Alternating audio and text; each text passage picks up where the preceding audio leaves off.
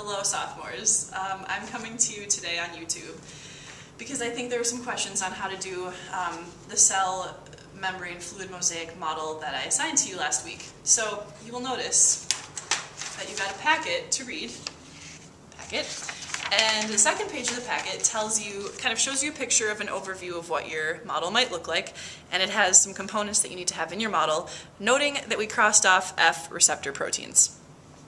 So we have a student example to show you. I'm hoping this will help, coupled with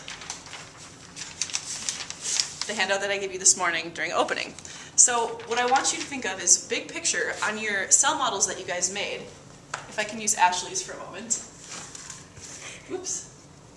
You did make cell membranes, but notice they were really thin and we didn't really depict what they actually look like. So the reason I want you guys to do this project is so that you can see kind of if we zoomed in on that cell membrane, it might look something like this. So if you'll notice, these students, whoever they may have been, possibly the camera crew, who we'll show you later, they've taken and shown two types of diffusion and one type of active transport.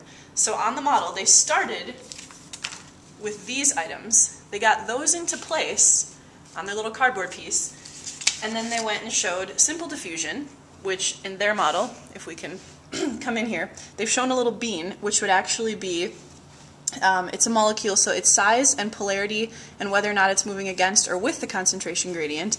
They've shown a small non-polar molecule diffusing right through the phospholipids, no energy needed, and there's no pumps or carrier proteins.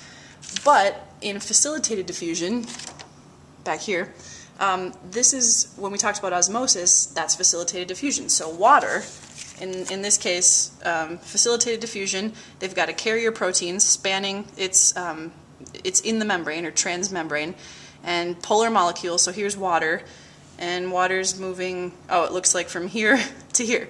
And then on their key over here, they have kind of more examples, explanations of what's going on. And then the third piece here is active transport. So protein pumps, and there was on your handout a little area for vesicles, but you don't need to show vesicles in this particular assignment. We're actually going to do an activity during class where you're going to do some vesicle work. So in the meantime, no vesicles, but for protein pumps, so you have to say where your concentration gradient is, and the fact that I think this group needs to add their ATP in somewhere. Maybe it's on their key, I haven't looked yet. But to show how some molecule that is large and polar would get from an area of low concentration to high concentration.